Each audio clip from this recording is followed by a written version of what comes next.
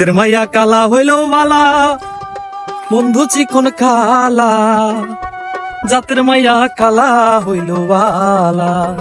সম্মানিত ভিউয়ার্স, আজ চলে আসছি আমাদের শেরপুর জেলার শ্রীবর্দী থানার বালিজুরি এলাকায়। এলাকাটা খুবই জনপ্রিয়, কারণ হচ্ছে এলাকায় অনেক কিছু দেখার মতো আছে। বিশেষ করে হচ্ছে খারামুড়া, সেটা হচ্ছে একদম বর্ডার 0 পয়েন্ট। আপনারা গেলে সেখানে দেখতে পারবেন 0 পয়েন্ট বর্ডার।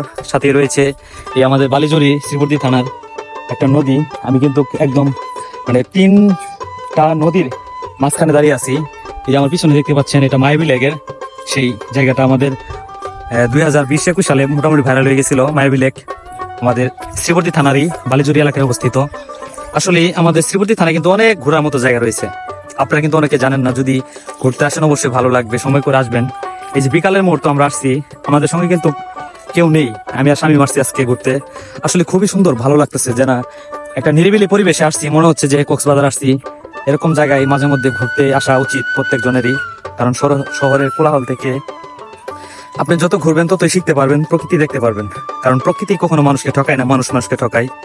তো যদি সময় পান অবশ্যই ঘুরতে আসবেন। যে কোনো জায়গায় ঘোরার মতো জায়গা রয়েছে।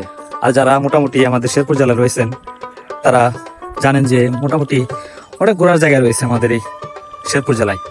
তো এরকম একটা নদীতে মনে হচ্ছে যে কক্সবাজার আছি। আসলে বিকালের এই মুহূর্তটা কতটা যে ভালো লাগতেছে।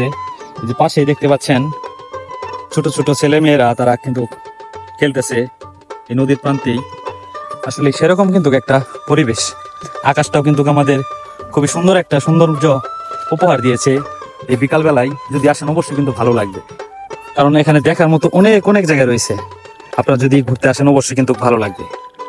দেখতেই পাচ্ছেন যে এটা কিন্তু বালিজুরি সেই নদী হয়ে চলে গেছে একদম এই আমাদের শ্রীবর্দী থানা হয়ে বিভিন্ন জায়গায়।